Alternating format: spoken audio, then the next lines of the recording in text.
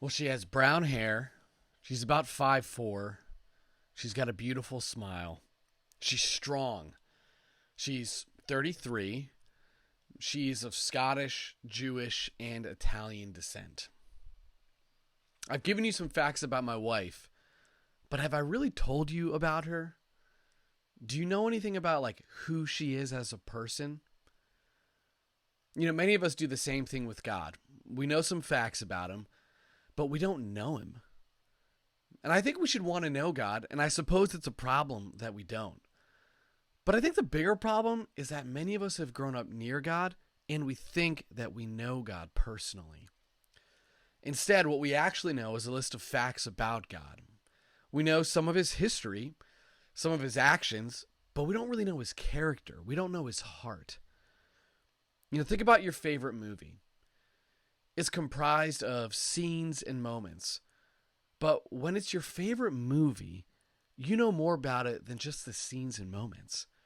You know the meaning behind the scenes. You know the deeper reference in the specific line or phrase. God is so much more than the few facts we know about him. And for the next semester, we're going to be taking time to let God introduce himself to us. If you've grown up in the church, then you'll need to open up your heart and your mind to let God speak for yourself. If you've grown up outside the church, then you'll need to open up your heart and mind to let God speak for himself. You see, all too often we treat God like we treat a movie. We see the trailer, we collect a few facts, and we draw some major conclusions.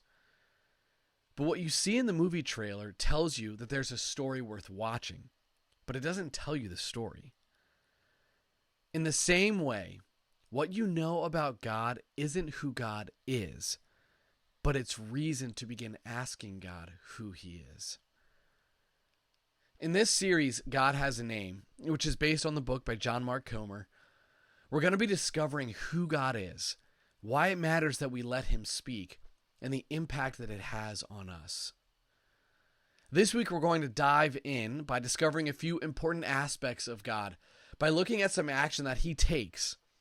The action is subtle, but it's incredibly important for us to reflect on. So get into your study with your leaders, pay attention to the little details, and put your heart and soul into this conversation for the next few minutes.